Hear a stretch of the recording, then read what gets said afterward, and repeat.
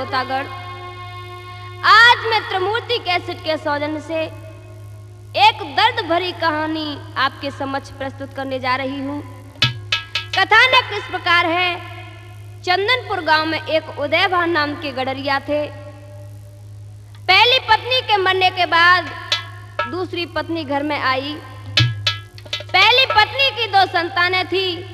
बड़ी थी बेटी लाडो और तथा दूसरी संतान लड़का था जिसका नाम वीरभान था। उदयभान की दूसरी पत्नी का नाम निपुला था। बापन काटो कुमर को मैया रही कटाई,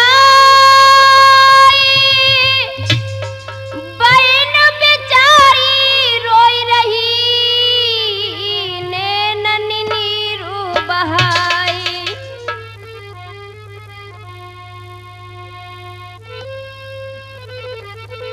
चंदनपुर गांव में एक गडरिया यति निरसंकी था भाई, भैया यति निरसंकी था भाई।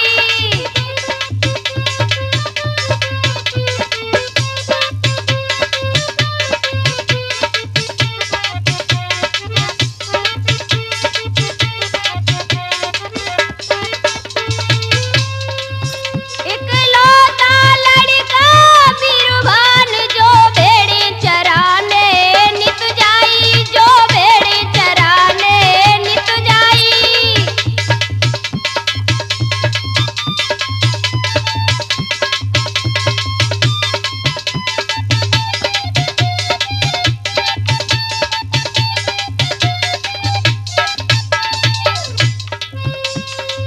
नए मात पिता जाके प्यार करे बेटा यत दुख सहे भारी, बेटा यत दुख सहे भारी।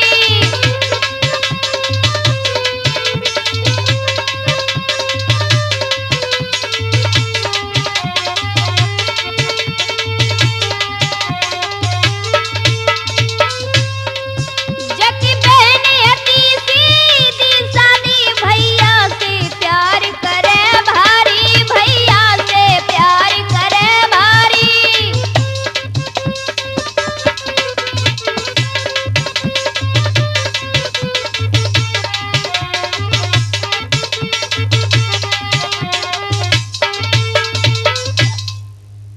भाइयों, धीरे धीरे ये दोनों बहन भाई जब बड़े हुए, बहन तो घर पर रहती है, भैया वीरभान भेड़े चराने को जंगल में चला जाता है, लौट के घर आ जाता है।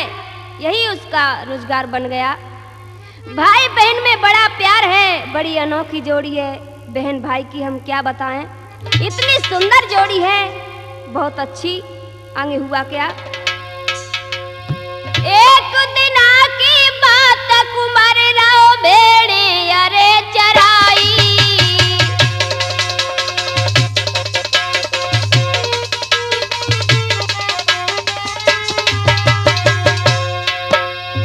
एक भेड़िया ने आकर रे अपनी ललकार सुनाई।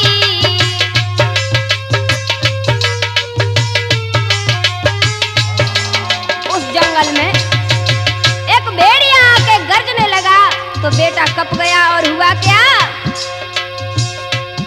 महाराज सुनत ही बेटा गाँव घबराई। तो खाऊं या भेड़न खाऊं जल्दी दिए बताए। भैया सुन के इतने बैन ललाहिल की भर रोई गओ है। भैया सुन के इतने बैन ललाहिल की भर रोई गओ है।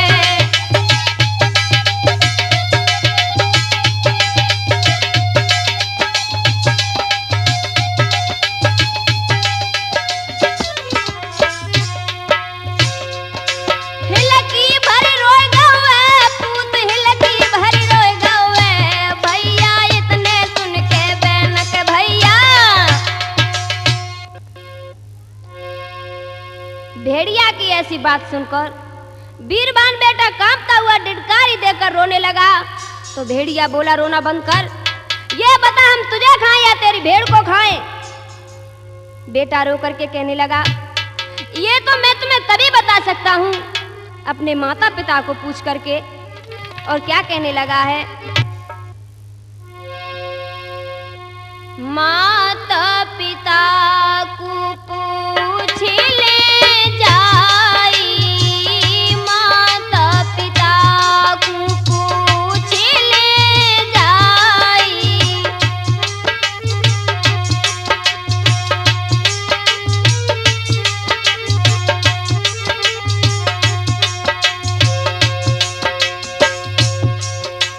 माता पिता को पूछेंगे जाई, सुनो भेड़िया भाई, रामा सुनो भेड़िया भाई। बेटा कहने लगा है कि अगर तुम आज हमें छोड़ दो तो हम तुम्हें कल बता सकते हैं। माता पिता को पूछेंगे जाई, सुनो भेड़िया भाई, रामा सुनो भेड़िया भाई। तो भेड़िया कहने लगा है, सो जल्दी आइयो पास हमारे, कल खबरी मोई दियो मेरे भाई। माता पिता को पूछ ले जाई, माता पिता को।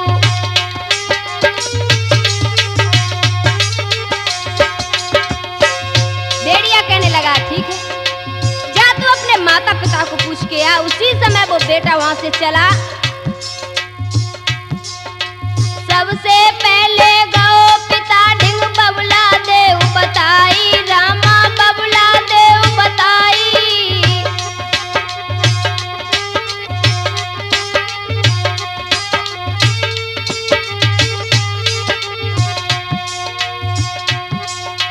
सबसे पहले गौ पिता ढिंग बबुला देव बताई, रामा बबुला दियो बताई। एक भेड़िया पूछे हमसे, तो ही खाऊं या भेड़ ने खाई। माता पिता को पूछ ले जाई,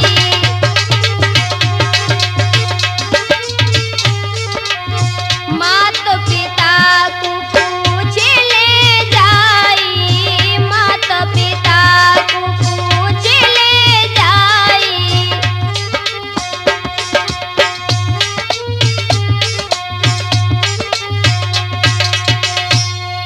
बेटा घर आके कहने लगा है, पिताजी एक भेड़िया ने जंगल में दहाड़ लगाकर पूछवाया है कि तुझको खाऊं या तेरी भेड़ को। पिताजी आप ही बताओ, मैं उसे क्या बताऊं। तो आज वो निर्दय पिता कहने लगा है, सुन। मार के कटारी तेरी गर्दन काटी, अब तो एक भेड़ न कमती घर आई जी।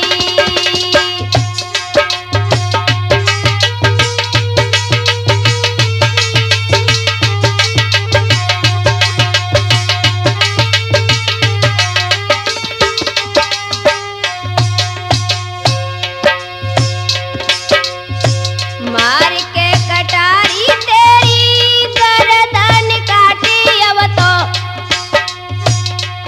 एक भेड़ न कमती घर आई जी।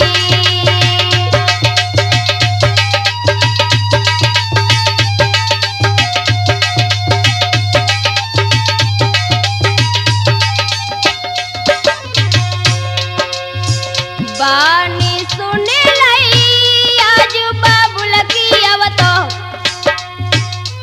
कोई गौ कुमार घबराई जी।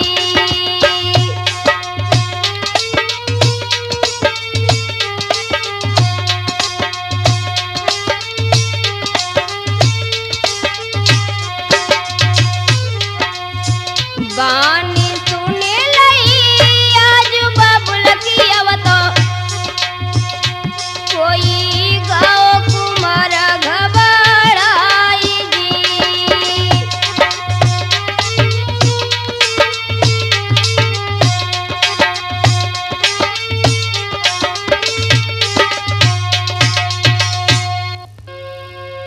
माता पिता कहने लगे हैं, सुन लड़के, मेरी भेड़ों में से अगर एक भी भेड़ कम हो गई तो तेरी गर्दन काट डालेंगे, हम तुझे कच्चा रांध के खा जाएंगे। तू उस भेड़िया से कह देना कि हमारी भेड़ को मत खा, चाहे तू हमें खा जा।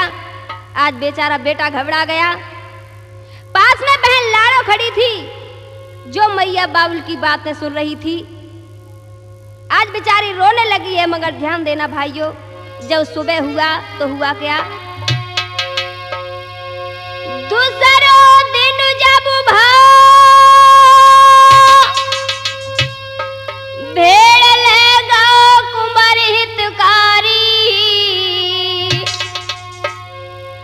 आई भेड़िया के पास में बेटा ने गिरा उचारी।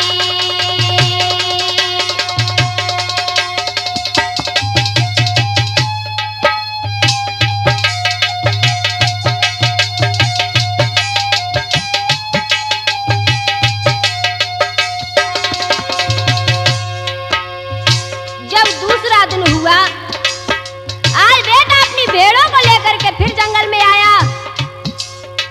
उसी समय वहां भेड़िया आ गया और कहने लगा,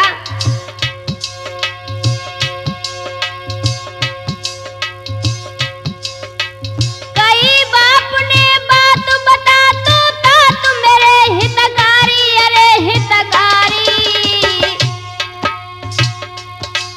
तब सुन के ऐसे बेन रे छूट गई डिडकारी।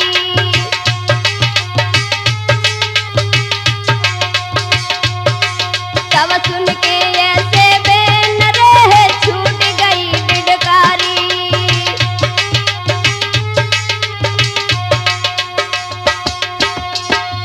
भेड़िया की बात सुनकर आज बेटा डिडकारी देकर रोने लगा और कहने लगा है,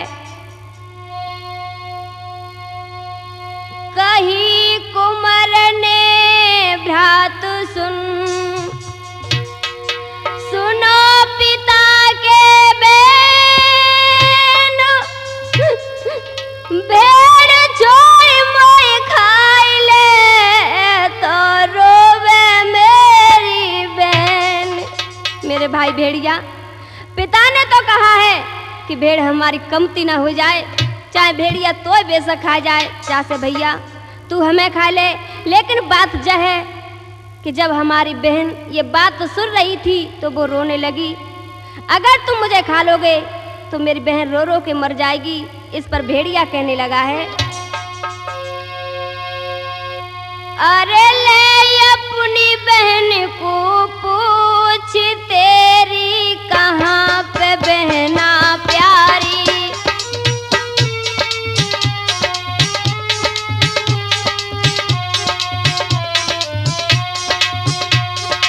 अरे ले अपनी बहन को पूछ, तेरी कहाँ पे बहना प्यारी।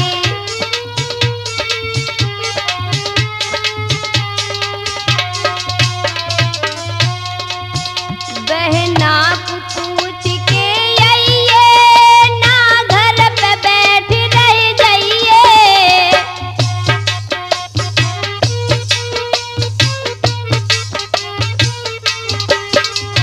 भेड़िया कहने लगा है, जा तू अपनी बहन को पूछ के आ, तेरी बहन क्या कहती है। बहना को पूछ के आइए, ना घर पे बैठ रह जाइए।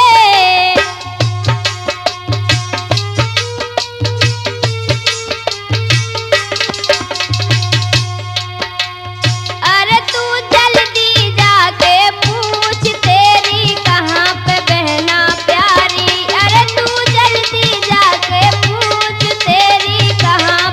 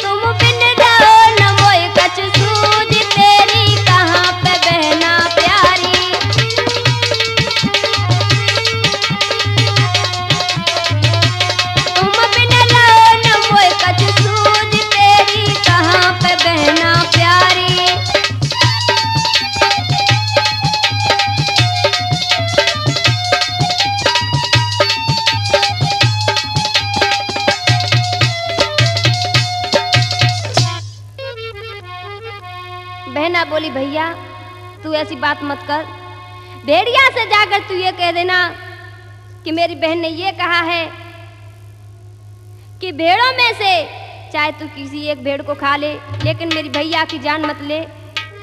तीसरे दिन जब बेटा भेड़न को लेके जब जंगल में चराने के लिए गया तो भेड़िया कहने लगा क्या कहा है तेरी बहन ने? तो बेटा बोला ये कह दिया है कि मुझे छोड़ दो और इन भेड़ों में से चाहे किसी एक भेड़ को खा लो। तो भेड़िया कहने लगा है तेरो पिता निरदई बनो,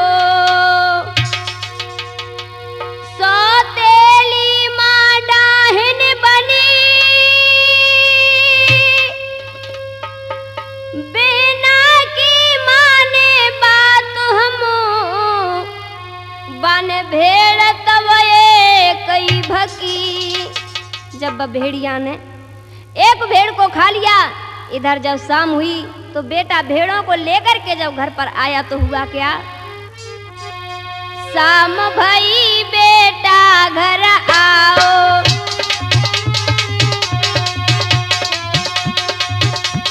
शाम भई बेटा घर आओ,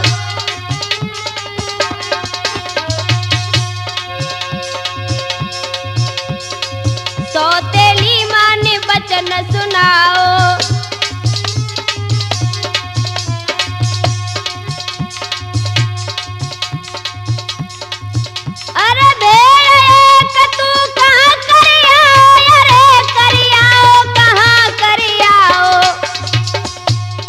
अरे बेटा ने हाल बताओ, अरे बेटा ने सब हाल बताओ।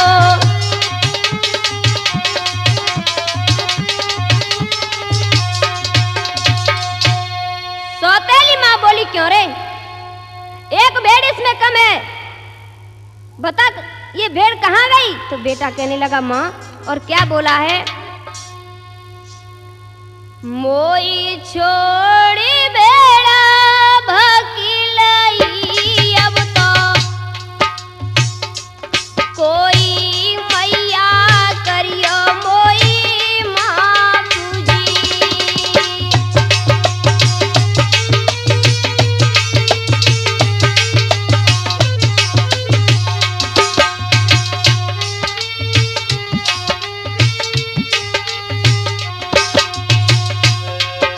बेटा कहने लगा है माँ हमें माफ करना, उस भेड़िया ने हमें छोड़ दिया है और हमारी भेड़ को खा लिया।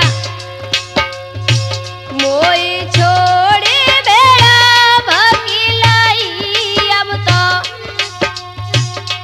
कोई मैया करियो मोई माँ पूजी।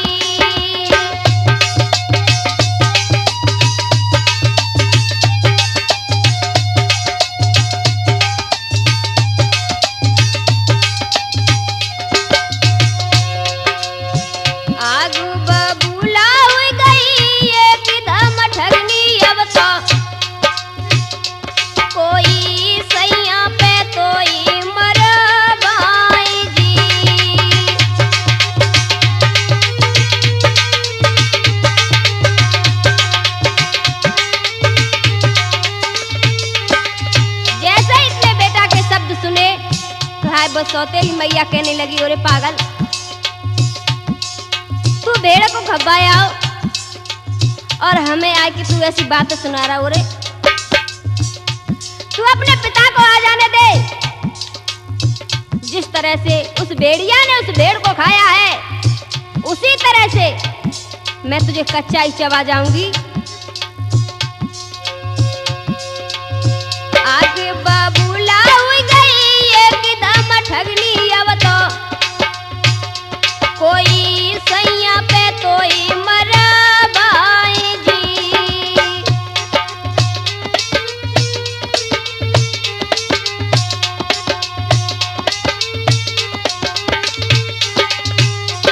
तो बेटा कहने लगा है मैया मारो या छोड़ो मैया तुमको मुनासिब, अब तो मारो या छोड़ो मैया तुमको मुनासिब, अब तो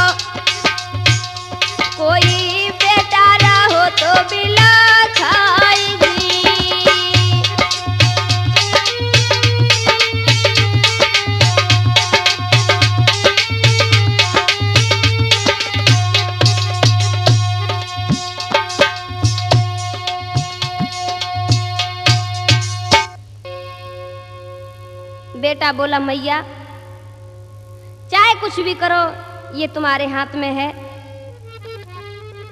भाइयों शाम को उदयभान गडरिया जैसे ही घर आया तो आई वो सौतेली माँ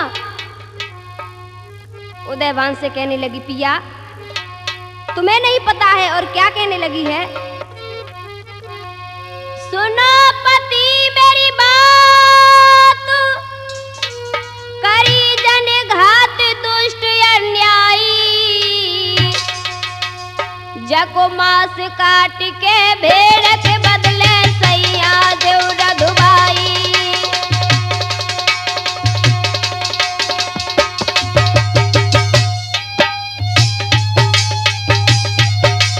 कहने लगी है स्वामी अरे ये नालायक एक भेड़ को वह भेड़िया पर खपाया और देखो जीवित हमारी आंखों के सामने खड़ा है। अब ऐसा करो कि भेड़ के बदले में इस दुष्ट का मांस रंधवाओ।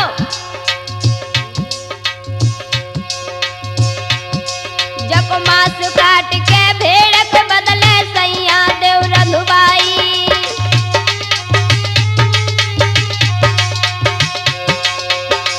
और क्या कहने लगी है,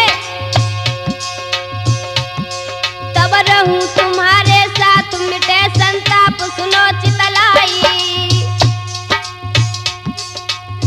मैं तुम्हारे साथ में तभी रह पाऊंगी जब इस लड़के को काट के रंधवाओ। तब रहूं तुम्हारे साथ मिटे संताप सुनो चितलाई। जो घर में राखो चाय रे तो पियर देव भिजवाई।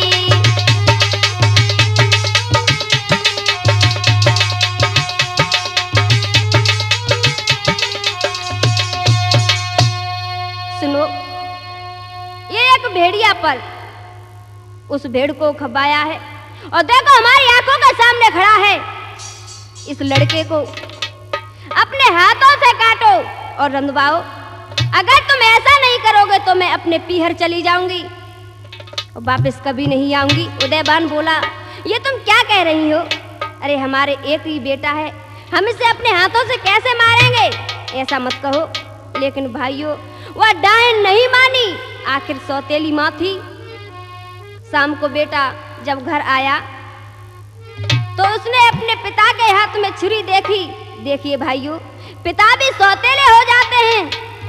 और वह बेदर्दी बाप ने जब अपने बेटा को पकड़ लिया बोला कमीने अरे तूने एक भेड़ हमारी कम कर दी, अब हम तुझे छोड़ेंगे नहीं, तुझे मारेंगे। आज बेटा रो के कहने लगा है पिताजी ये तुम क्या कह रहे हो, अपने हाथों से और अपने बेटा को मारोगे, मुझे मत मारो पिताजी। जैसे ही आई बेटा को पकड़ा है तो रो के कहने लगा है पिताजी पिताजी हम बिनु मैया के लाल मोकुमती जान से मारो।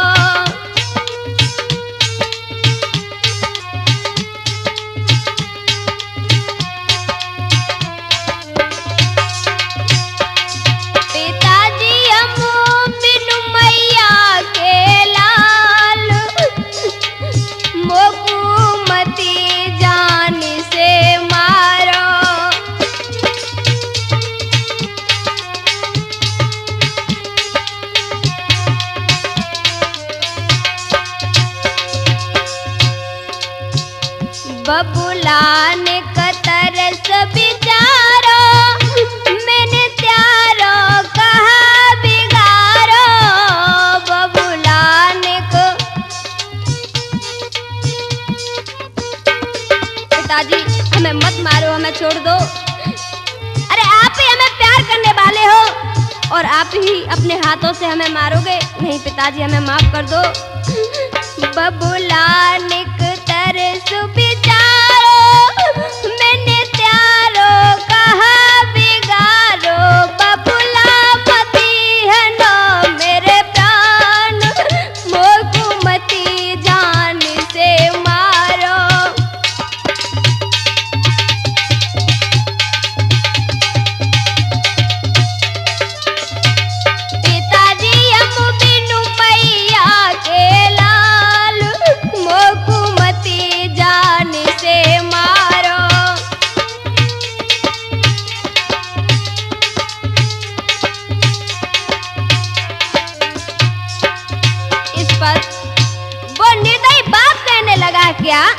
तुझे हम छोड़ दें? नहीं।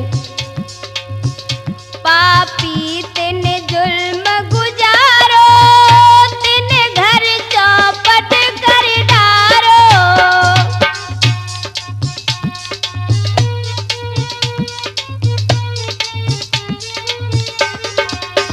पापी तेने जुल्म गुजारो, तेने घर चौपट कर डारो।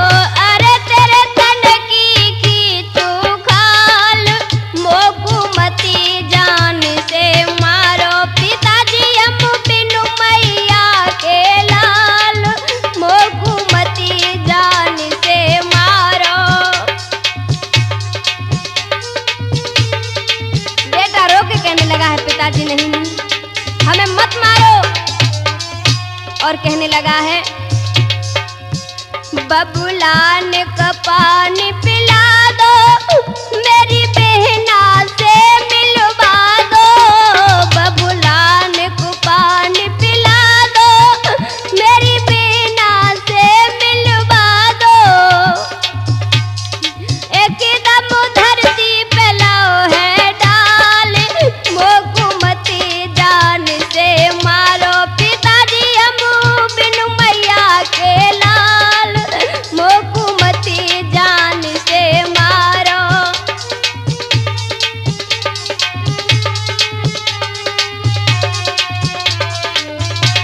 पिताजी हम बिनु मैया के लाल, मोकुमती जान से मारो।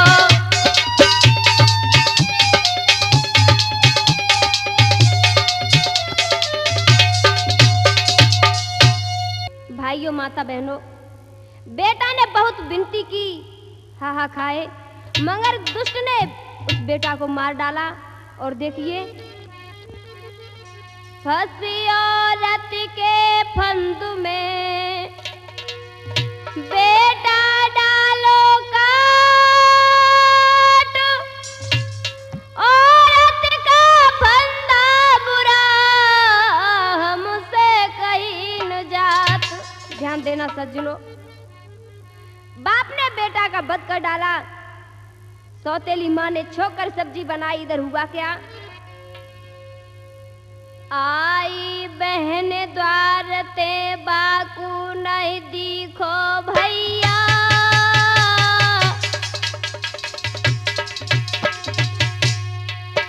सब पूछन लागी, बहन बता मोय सौतेली मैया।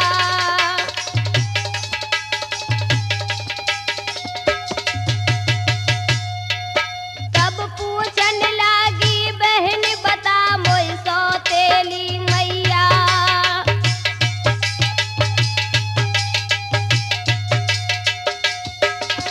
माँ भैया कहाँ है? मुझे दिखाई नहीं दे रहा है। माँ बोली कहीं खेलने गया होगा। आज मैंने इतनी अच्छी सब्जी बनाई है, आजा तू भोजन कर ले।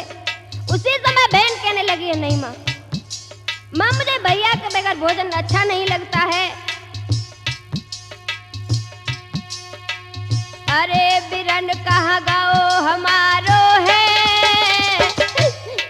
माँ। अरे बिरन कहाँ गाओ हमारो है, तब सौतेली मैया ने ये सो बचन उचारो है।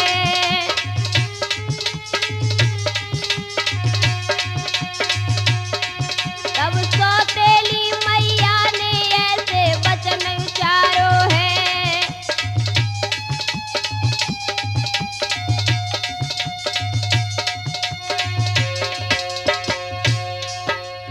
अरे खेल रहा होएगा लड़पन में, पहले से डांटो नाय मात जकी मर गई बचपन में। पहले से डांटो नाय मात जकी मर गई बचपन में।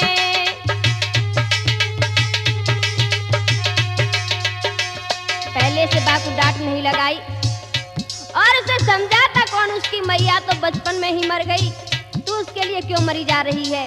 ले भोजन कर ले।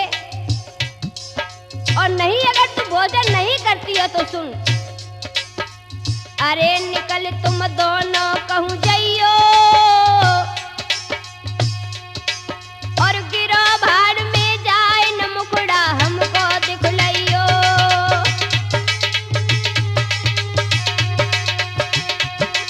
और गिरो भाड़ में जाए न मुखड़ा हमको दिखलइयो।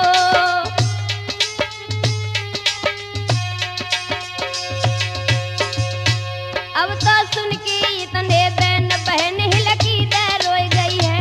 अब तो सुन के इतने बहन हिलकी दे रोई गई है।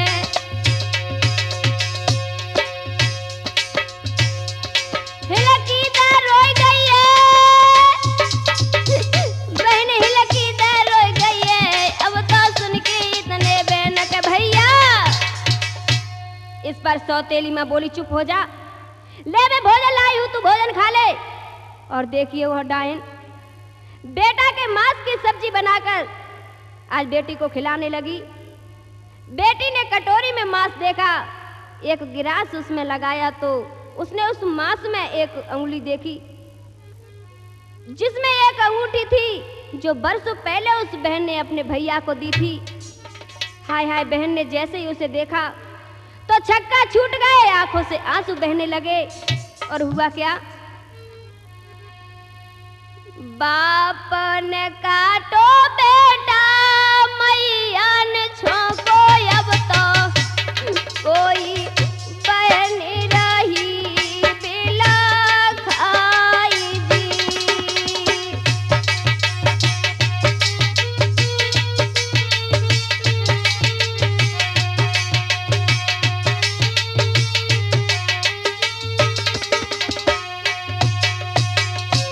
हत्यारी माने नहीं, वो उंगली नहीं देख पाई, बहन देख रही है। बाप ने काटो बेटा मैया ने छोको।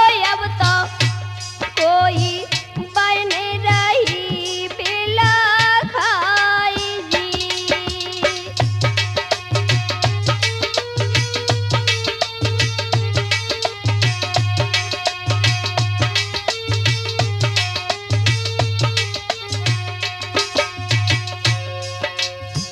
अंगुली पर रस के आई गई बहना के सम्मुख। अब तो कोई बहन गिरी गस खाई दी।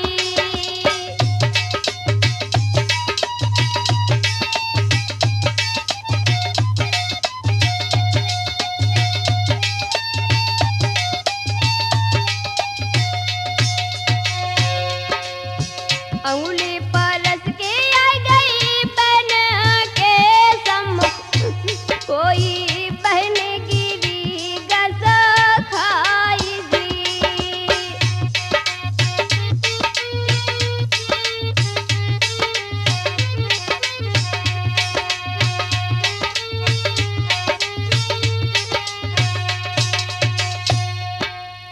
और बहन की हिलकी नहीं रुकी और पपक पपक के रोने लगी है। क्या कहने लगी है,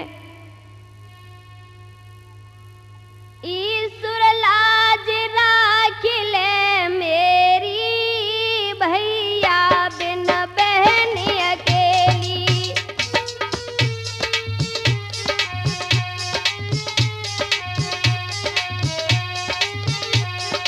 ईश्वर लाज राखिले मेरी भैया बिन बहन अकेली।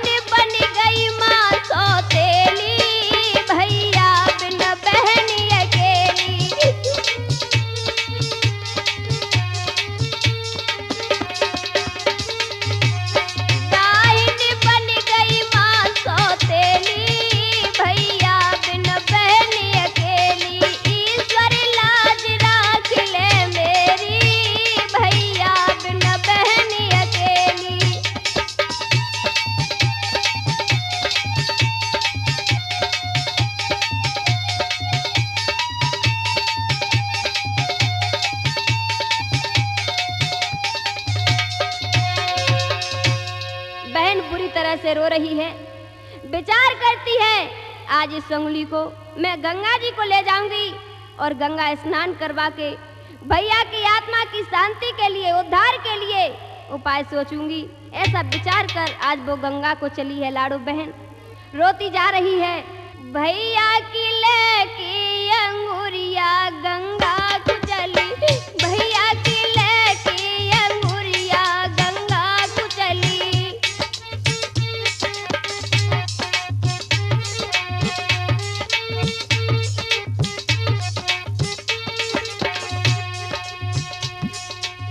भैया की लेके अंगूरिया गंगा को चली, भैया की लेके अंगूरिया गंगा को चली।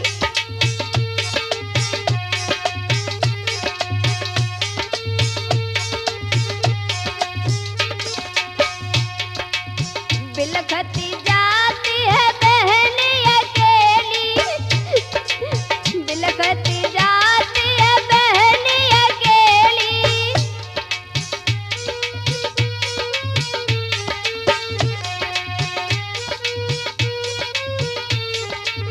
बिलखती जाती है बहन अकेली, असुअन भींगी चुनरिया गंगा को चली, असुअन भींगी चुनरिया गंगा को चली। भैया की लेके अंगूरिया गंगा को चली।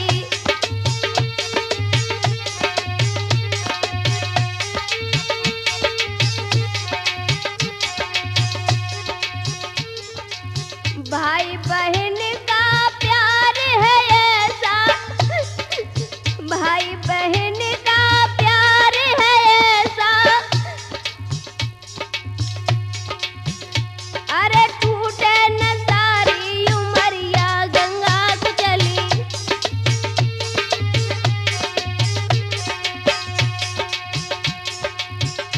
अरे टूटे न सारी उमरिया गंगा को चली।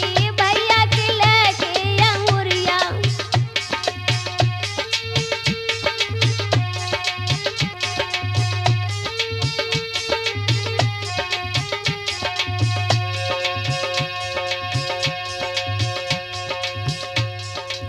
भैया की लेके अंगूरिया गंगा को चली, भैया की लेके अंगूरिया गंगा को चली।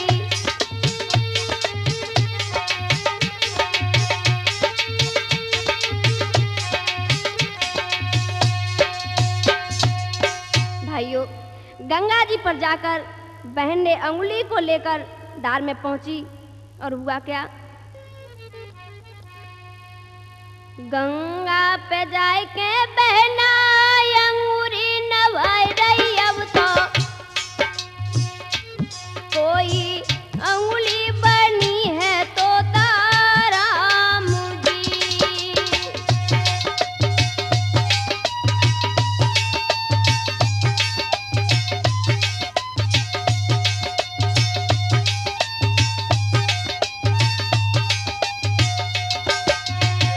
गंगा पे जाके बहना अंगूरी नवाई रही। अब तो कोई अंगुली बनी है तो तारा मुझी।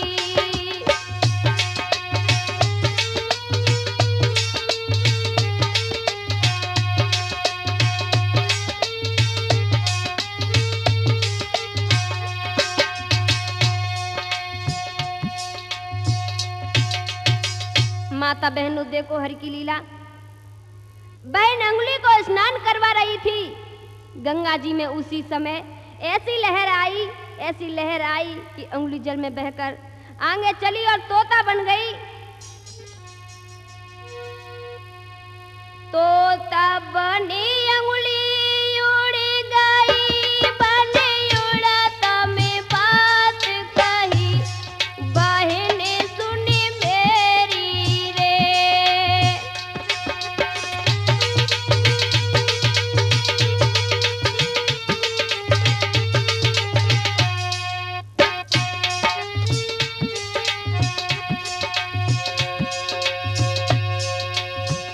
अंगुली तोता बन गई और उड़ती में कहा बोली, तोता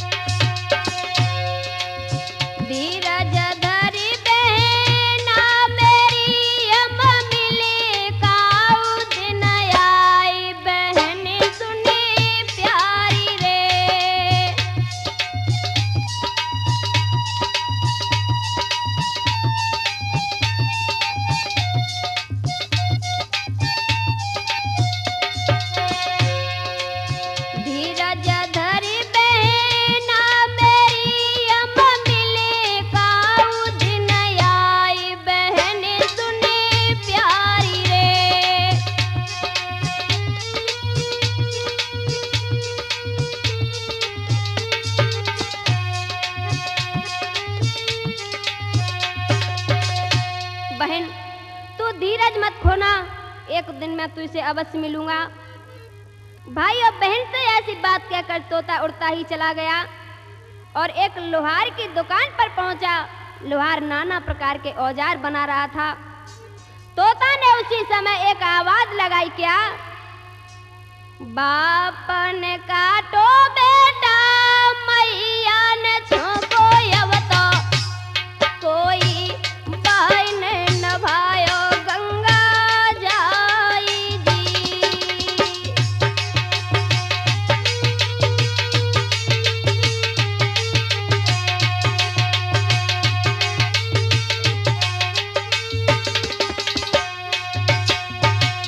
बाप ने काटो बेटा, मैया ने छोको अवता, कोई बहन न भायो गंगा जाई जी।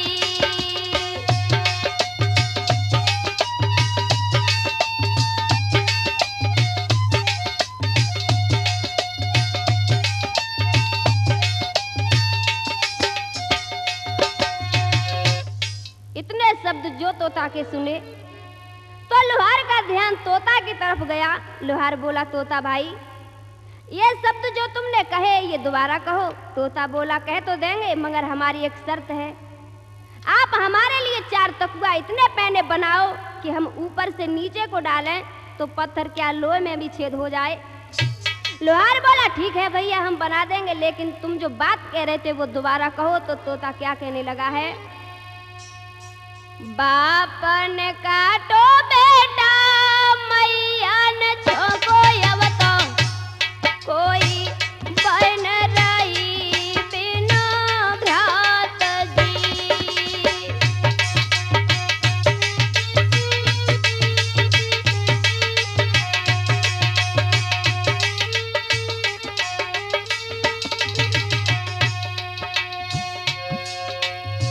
बाप ने काटो बेटा, मैया ने छोको अवता, कोई बहन रही बिना भ्रात जी।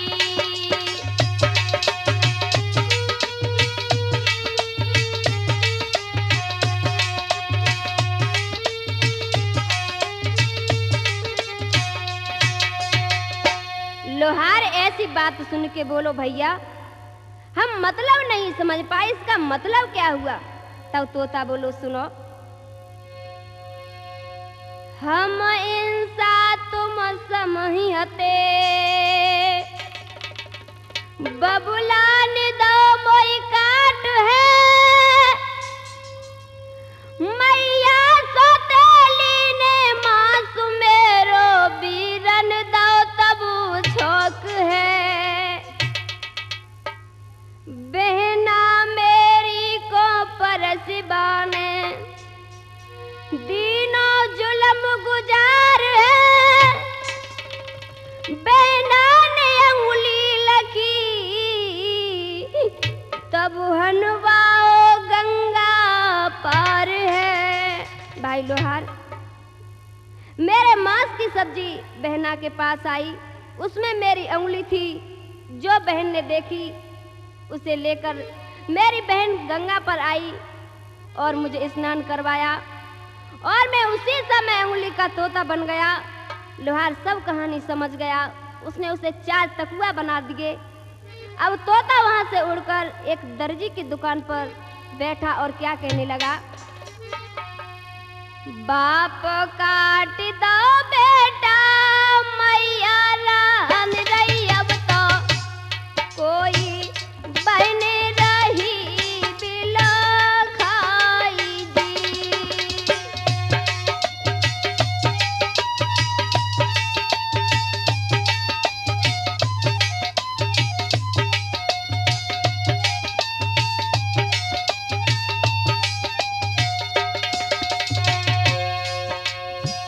बाप काट दो बेटा,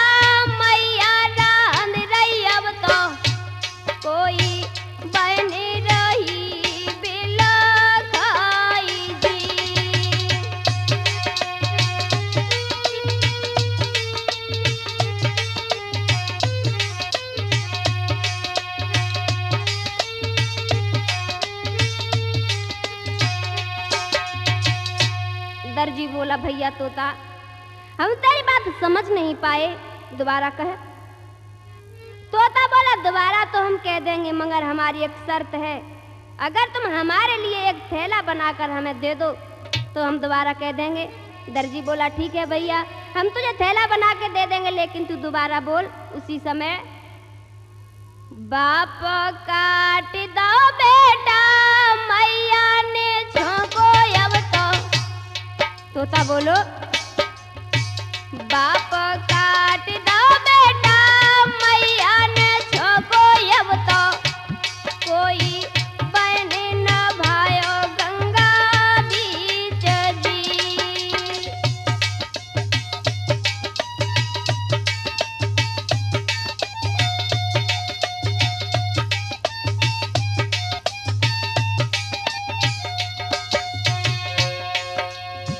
बाप काट दो बेटा मैया ने झोंको अब तो, कोई बहन न भायो गंगा बीच जी।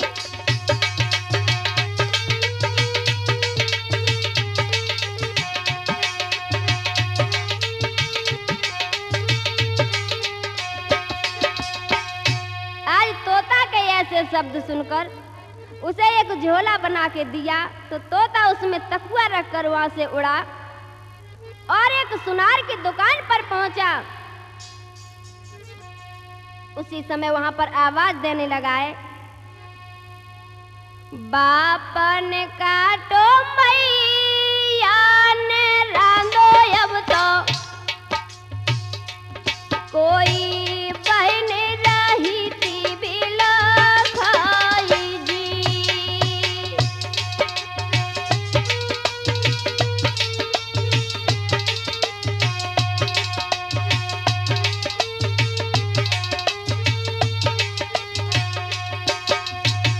बाप ने काटो मैया ने रांधो अब तो, कोई बहन रही बिला खाई जी।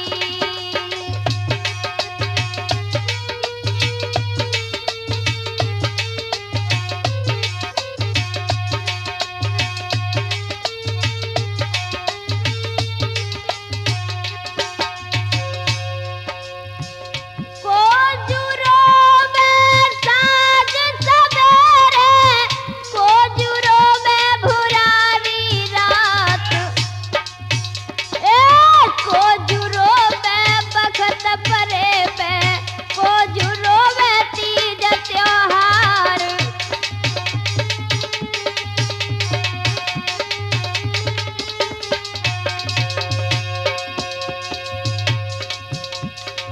मैया रोवे रे साँझ रे सवेरे, दुखिया से सगे भुरारी रात। भैया रोवे बखत परे पे, बहना रोवे तीज त्योहार।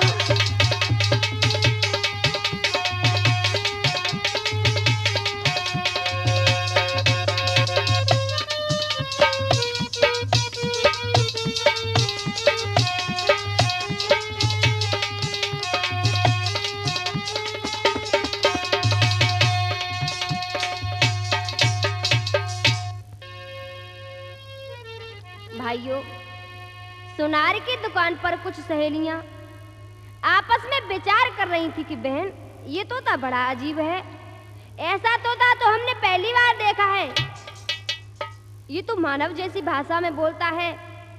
सुनार बोला भाई तोता, हमने तेरी बात को समझ नहीं पाया, तू दोबारा बोल। तो तोता कहने लगा भैया हम दोबारा तो बोल देंगे, लेकिन हमारी एक शर्त है, तुम हमें स्त्रियों के जितने आभूषण होते हैं उतने हमें सब बना के दे दो तो हम बता दें। तो सुनार तैयार हो गया, कहने लगा भैया ठीक है, तू हमें सुना।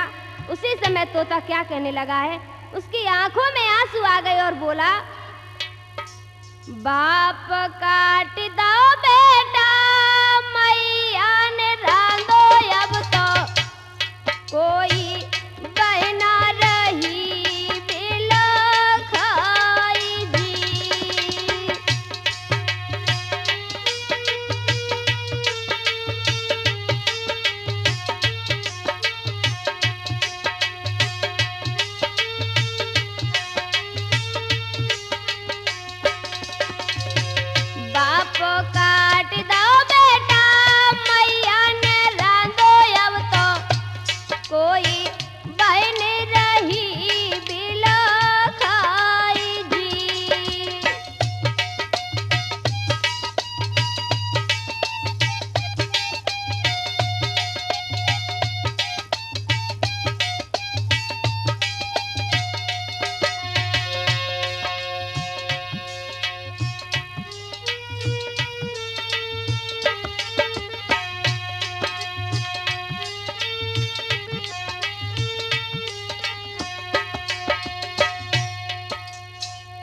सुनार ने जब बात सुनी तो सुनार की आंखों में आंसू आ गए और स्त्रियों के सभी आभूषण बना के जब तोता को दिए हैं तो तोता वहां से उड़ के चला कैसे।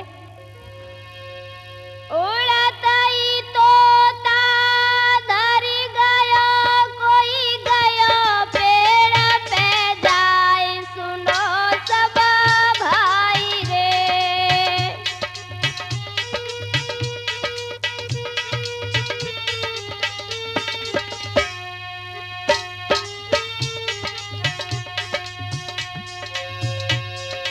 उड़ता ही तोता धरी गयो कोई गयो पेड़ पे जाए सुनो सब भाई रे।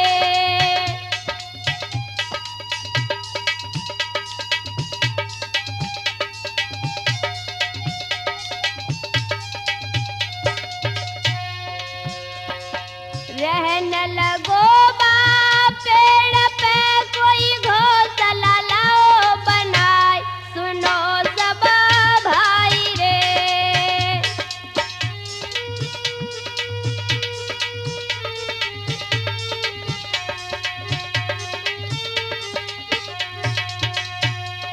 रहने लगो बा पेड़ पे कोई घोंसला लाओ बनाए सुनो सब भाई रे।